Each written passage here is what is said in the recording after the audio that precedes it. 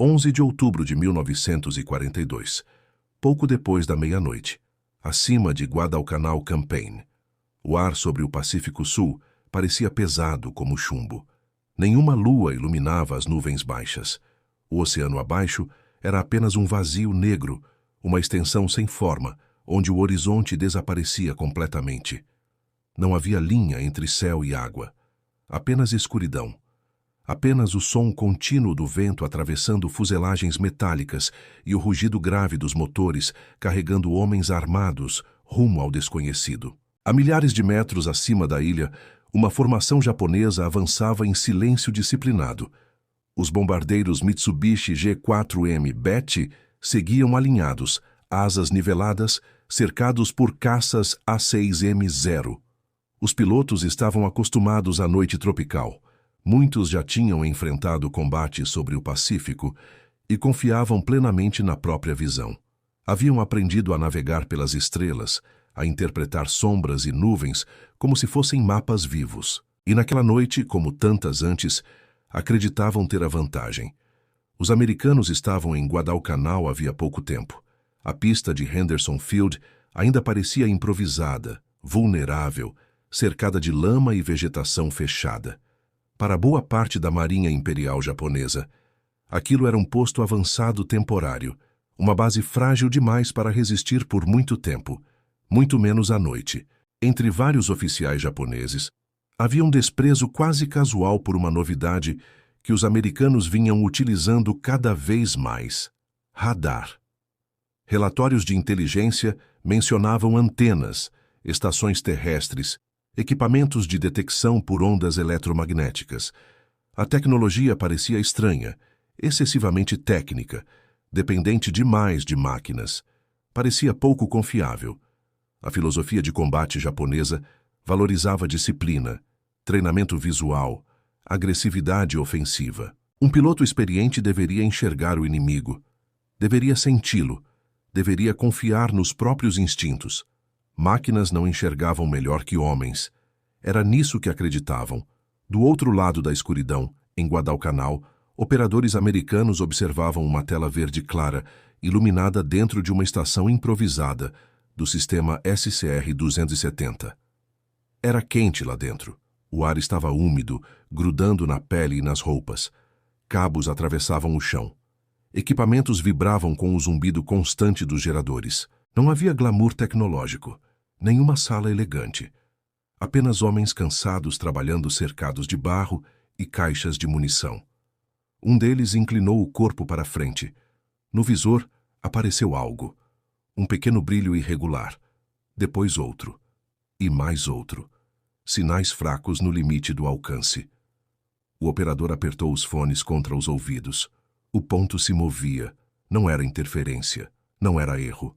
Era uma aproximação real. Em poucos segundos, a informação percorreu Henderson Field. Tripulações correram em direção aos caças estacionados.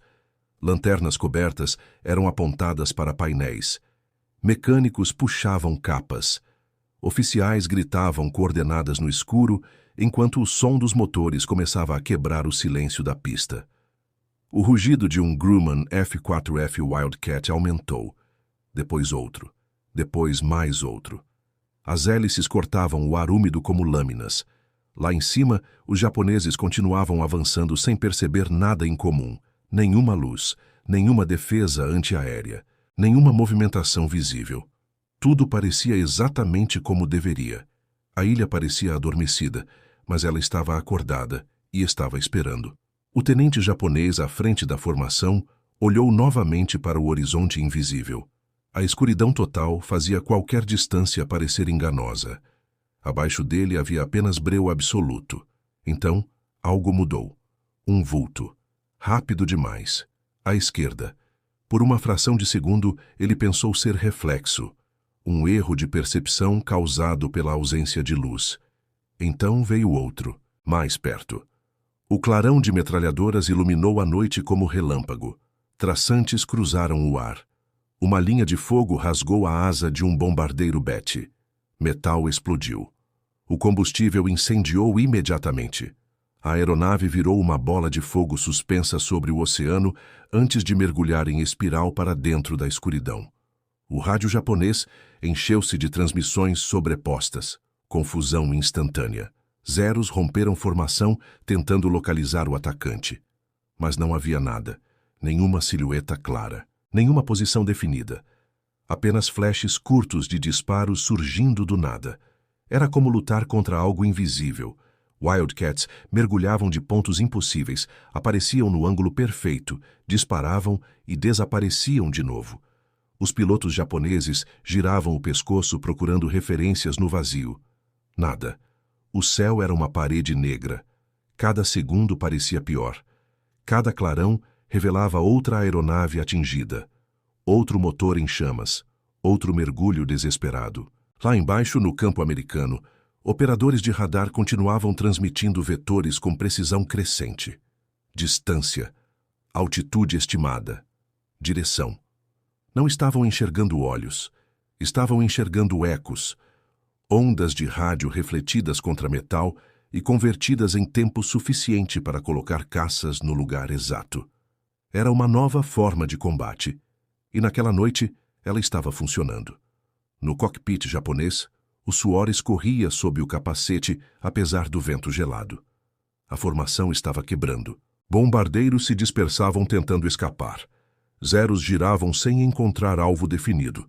Os americanos pareciam surgir do próprio escuro, sem aviso, sem lógica aparente, sem cometer erro.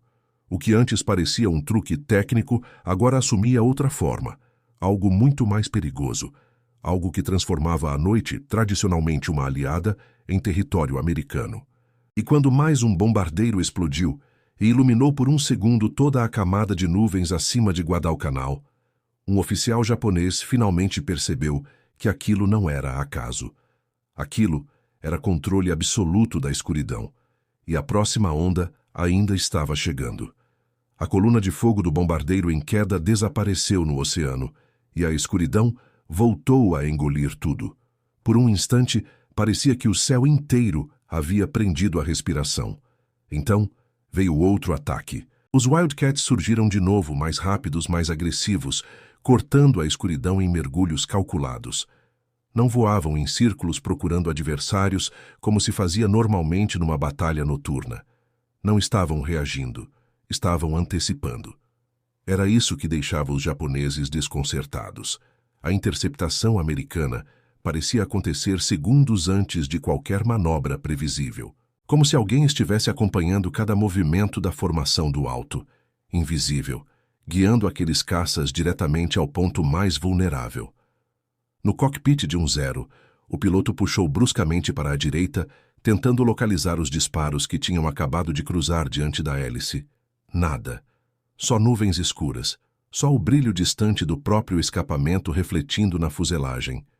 A visão, que durante anos havia sido sua principal vantagem, agora parecia inútil. Ele podia ouvir os motores americanos em alguns momentos. Podia sentir a presença deles, mas enxergá-los era outra coisa. E quando finalmente via alguma coisa, normalmente já era tarde. Do outro lado da ilha, Henderson Field estava vivo. O campo improvisado vibrava como uma engrenagem em funcionamento contínuo. Lanternas cobertas se moviam entre munições empilhadas e tambores de combustível. Equipes de manutenção empurravam aviões de reserva, enquanto controladores tentavam manter comunicação com pilotos no ar. O radar SCR-270 permanecia no centro de tudo. A estrutura parecia simples demais para carregar tanta responsabilidade. Antenas metálicas girando lentamente no calor tropical. Operadores curvados sobre equipamentos, olhos presos à tela.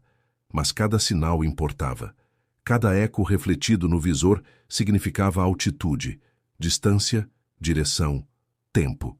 E tempo, naquela noite, era tudo. Em vez de esperar até ver o inimigo se aproximando visualmente da pista, os americanos estavam ganhando minutos preciosos.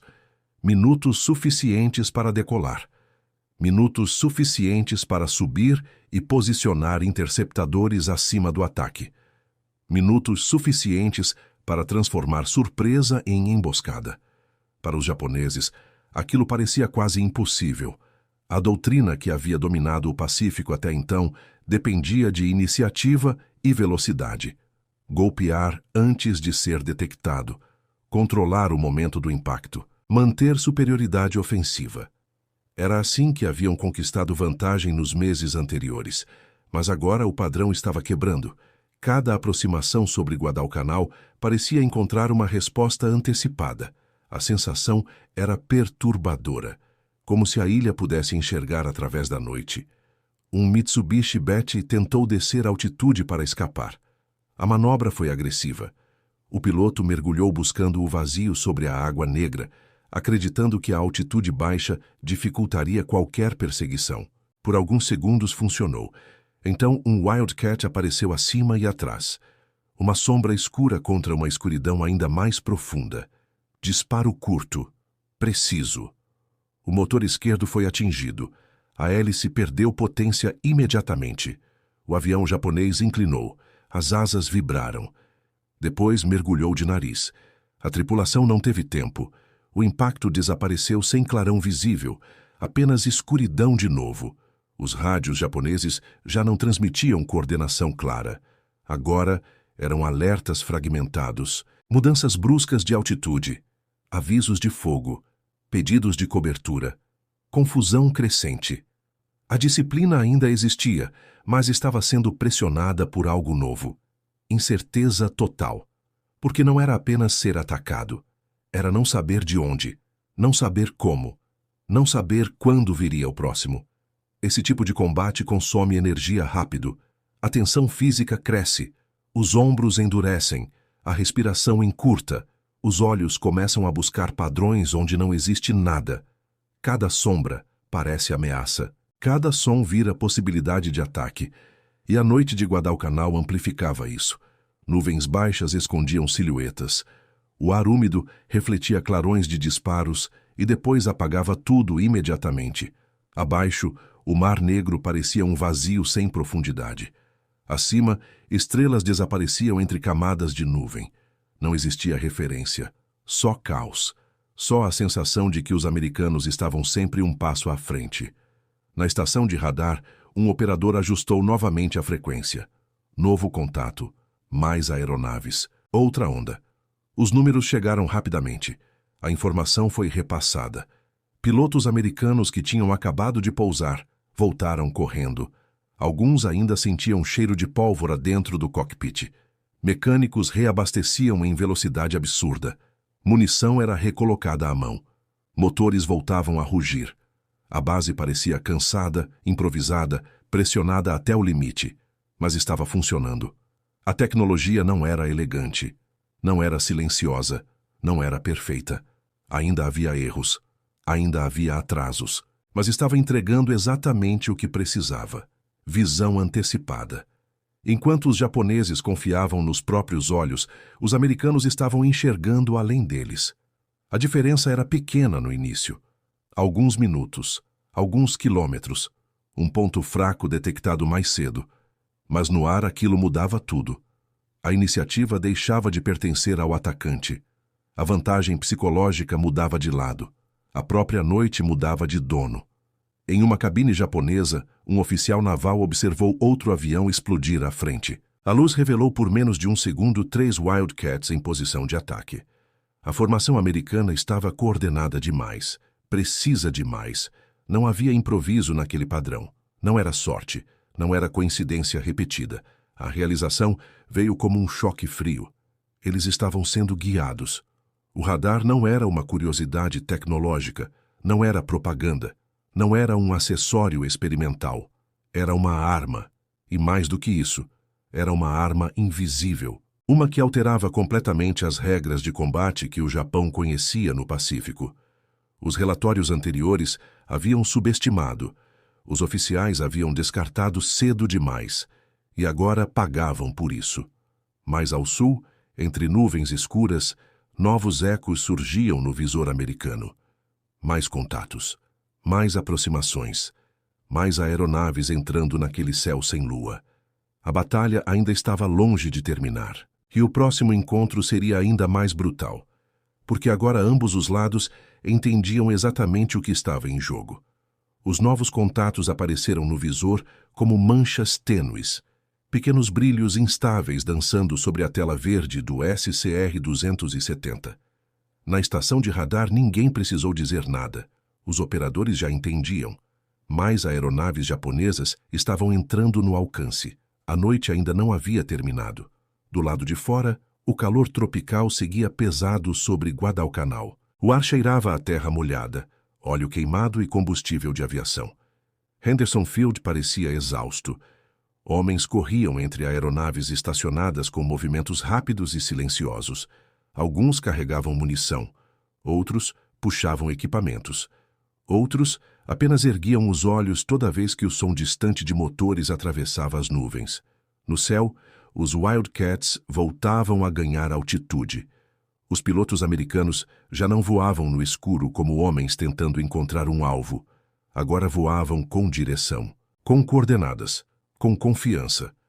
A diferença psicológica era brutal. Pouco tempo antes, levantar voo à noite significava entrar num vazio imprevisível. O inimigo podia aparecer de qualquer lugar. A margem de erro era enorme, mas naquela madrugada havia algo novo.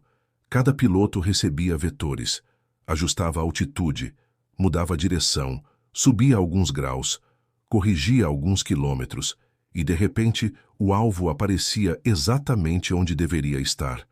Não era magia, não era sorte, era a transformação da informação em combate. Na formação japonesa, a tensão havia substituído qualquer sensação inicial de controle. Os bombardeiros seguiam avançando, mas agora cercados por nervosismo visível. Os Zeros se moviam em padrões defensivos mais agressivos. Pilotos verificavam os instrumentos constantemente. Pescoços giravam procurando sombras. Nada parecia confiável. A escuridão que antes oferecia proteção agora escondia ameaças em todas as direções. Então, veio o próximo ataque. Um Wildcat mergulhou de cima. A rajada atingiu primeiro a fuselagem de um Zero. O metal brilhou com o impacto. Fragmentos foram lançados no ar. A aeronave virou abruptamente e desapareceu entre nuvens baixas. O piloto americano puxou de volta e sumiu. Quase imediatamente outro surgiu. A mesma precisão. Outro disparo. Outro clarão. Outro avião atingido. A formação japonesa começou a se romper. Bombardeiros perderam alinhamento. Zeros se dispersaram tentando reagir. Mas responder exigia enxergar. E enxergar era exatamente o que lhes faltava. A superioridade japonesa nos primeiros meses do Pacífico tinha sido construída em treinamento rígido, agressividade e domínio visual absoluto. Era uma máquina de guerra afiada. Mas diante daquela nova realidade, parte desse poder parecia escorregar pelos dedos, porque a experiência não podia vencer um inimigo que sabia sua posição antes mesmo do contato visual. Porque disciplina não bastava contra uma emboscada preparada minutos antes. Porque coragem não compensava lutar cego. Lá embaixo, os operadores continuavam transmitindo. Mais ajustes, mais altitude, mais vetores. A tecnologia ainda era primitiva comparada ao que viria depois. Equipamentos pesados, vulneráveis ao clima e longe de perfeição. Mas já bastava. E isso mudava tudo. Naquele ponto, um oficial japonês observou um bombardeiro Betty pegar fogo à distância. A explosão iluminou por um segundo as nuvens acima do oceano. E naquela fração de luz, ele viu Wildcats em posições altas, esperando, não patrulhando ao acaso, não perseguindo desesperadamente, esperando no ponto certo. A percepção veio como uma pancada seca. A ilha estava vendo. A ilha sabia. Toda aproximação era detectada antes. Toda rota importante estava sendo observada. Toda a cobertura da escuridão estava comprometida. O céu noturno sobre Guadalcanal havia deixado de ser neutro. Ele agora pertencia ao inimigo. Os minutos seguintes foram um recuo duro e fragmentado. Alguns aviões conseguiram romper. Outros tentaram reorganizar a altitude.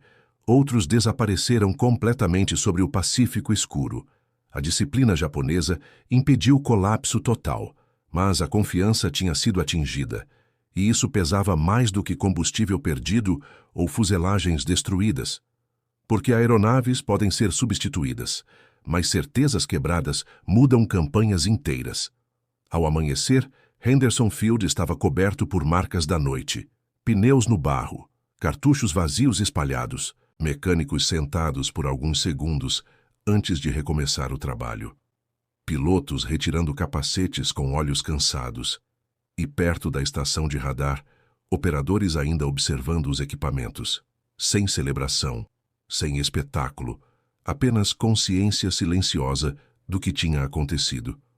Aquela máquina estranha, tantas vezes tratada como excesso técnico ou curiosidade experimental, havia alterado o equilíbrio. E do outro lado do mar, os relatórios japoneses começaram a mudar de tom. O radar deixou de aparecer como detalhe secundário. Passou a surgir com urgência, com cautela, com preocupação real. Porque agora havia provas. Os americanos podiam detectar aproximações no escuro, podiam lançar interceptadores antes do contato, podiam transformar uma noite sem lua em armadilha, podiam lutar sem enxergar da forma tradicional e vencer. Guadalcanal continuaria cobrando caro de ambos os lados. Selva, fome, navios afundados, ataques constantes e semanas de desgaste brutal. Mas, naquela madrugada, aconteceu algo que iria muito além de uma única interceptação. Algo mais silencioso, mais profundo. Naquele céu negro sobre o Pacífico, a guerra moderna avançou um passo. A visão humana deixou de ser a autoridade máxima da batalha aérea.